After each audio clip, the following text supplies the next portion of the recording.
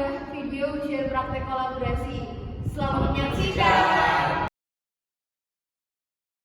Di suatu hari, di sebuah sekolah, ada beberapa remaja yang sedang berbincang-bincang dan saling sharing mengenai pengalaman mereka ketika merayakan hari raya.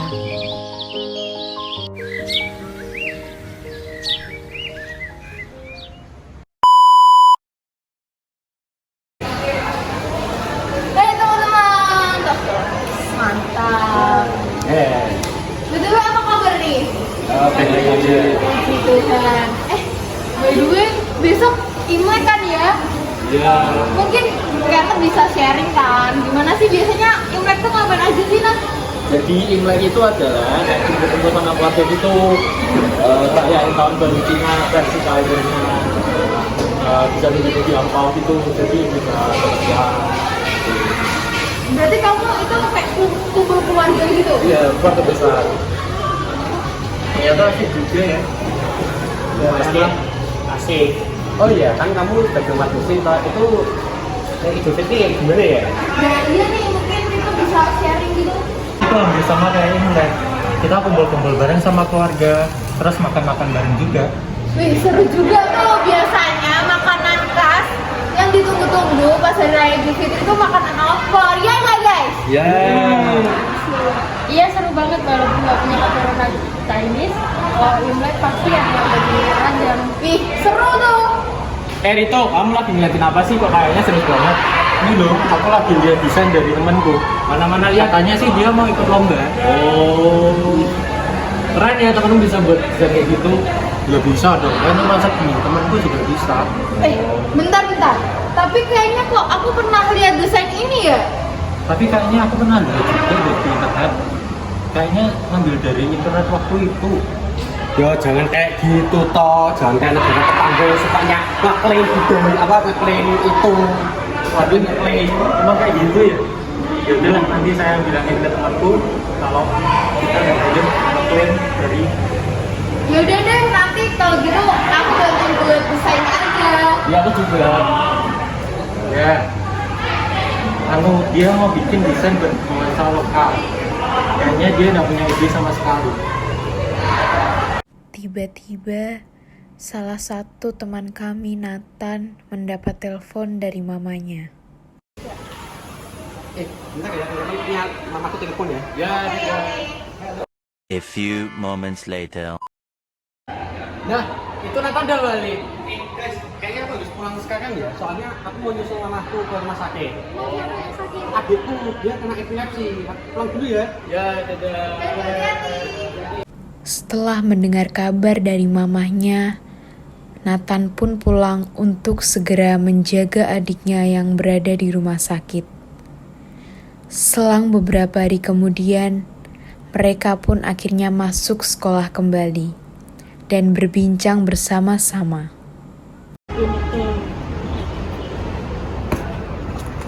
Halo guys. Maaf ya, mana aku nggak bisa lama-lama sama kalian. Soalnya kemarin aku habis jagain adikku. Oh iya, oke. Oh iya, kemarin kan kata kamu adik kamu sakit epilepsi itu kan? Iya. Nah, tapi tuh kayak aku pernah dengar penyakitnya tapi nggak begitu tahu penyakitnya tuh kayak gimana. Masa kamu nggak tahu sih, Yos, apa itu epilepsi? Ini aku ada artikelnya.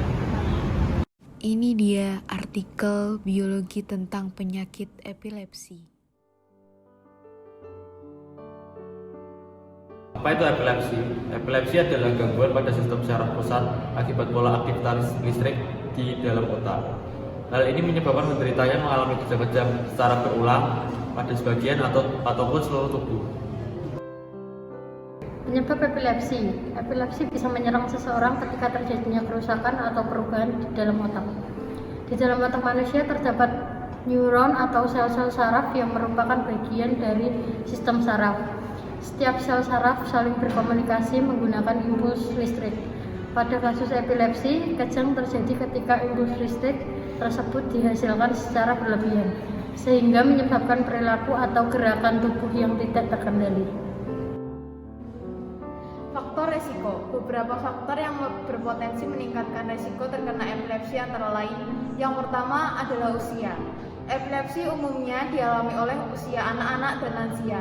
Meski demikian, kondisi ini juga dapat dialami oleh semua kalangan yang memiliki resiko terkena epilepsi. Yang kedua, genetik. Riwayat kesehatan yang dialami oleh anggota keluarga dapat menjadi pemicu penyebab epilepsi. Yang ketiga, cedera kepala. Cedera kepala merupakan salah satu penyebab terjadinya epilepsi. Stroke dan penyakit vaskular. Stroke dan penyakit pembuluh darah atau vaskular lainnya dapat menyebabkan kerusakan otak yang dapat memicu kondisi ini. Yang berikutnya adalah demensia.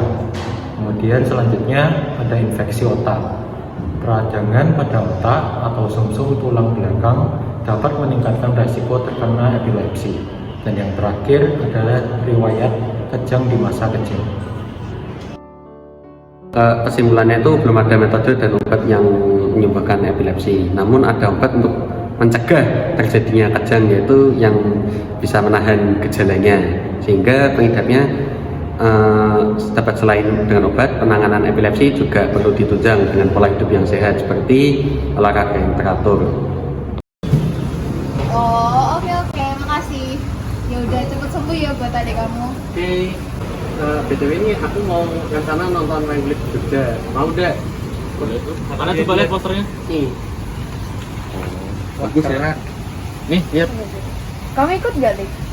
Boleh. Oke.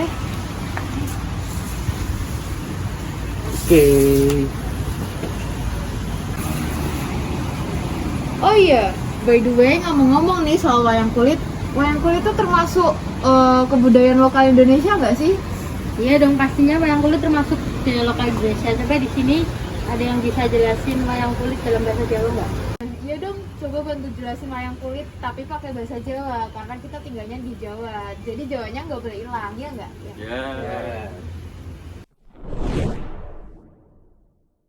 Wayang kulit kuwi seni tradisional asli Indonesia sing kondang ning Tlatah.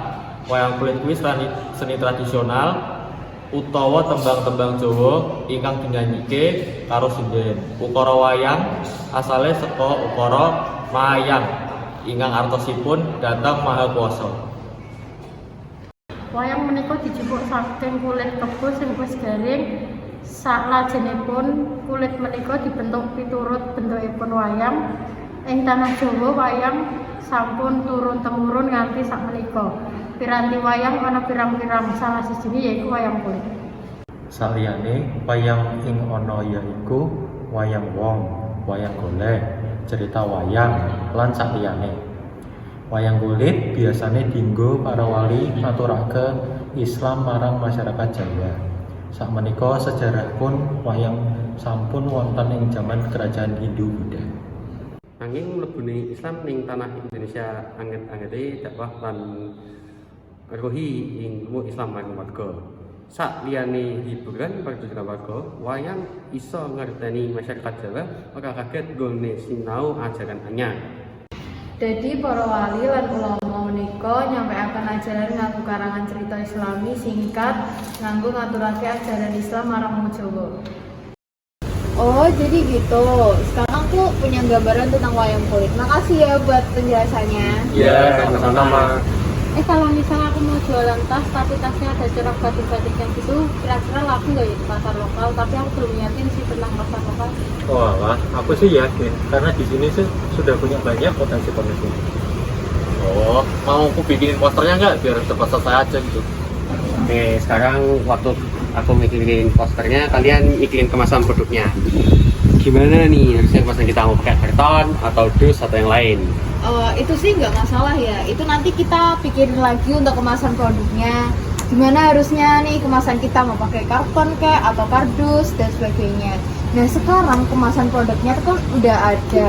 Terus selanjutnya tentang masalah modalnya nih, gimana nih? Nah, aja aku udah ada modalnya. Nggak terlalu banyak, nggak terlalu sedikit, tapi cukuplah buat modal. Nah oke, buat masalah modal udah clear nih. Nah sekarang buat masalah penjualannya, gimana nih maunya? Kenapa nggak kita titip jualan ke orang aja biar lebih gampang? Wah aku agak gimana ya, soalnya kurang percaya sih sama orang yang jualan itu. Soalnya banyak yang curang. Mending kita jual di sosmed aja. Kayak peran rumah tangga di ekonomi itu Wah, apa itu? Aku nggak tahu peran rumah tangga di kegiatan ekonomi. Jadi peran rumah tangga di ekonomi itu bisa jadi produsen dan juga bisa jadi konsumen. Nah sekarang kita mau jadi produsennya buat konsumen-konsumen lainnya gitu. Oke, idemu bisa juga tuh, aku setuju kok. Lainnya gimana? Aku setuju kok. Kamu Aku juga setuju. Oke, kalau gitu gas aja. Oke.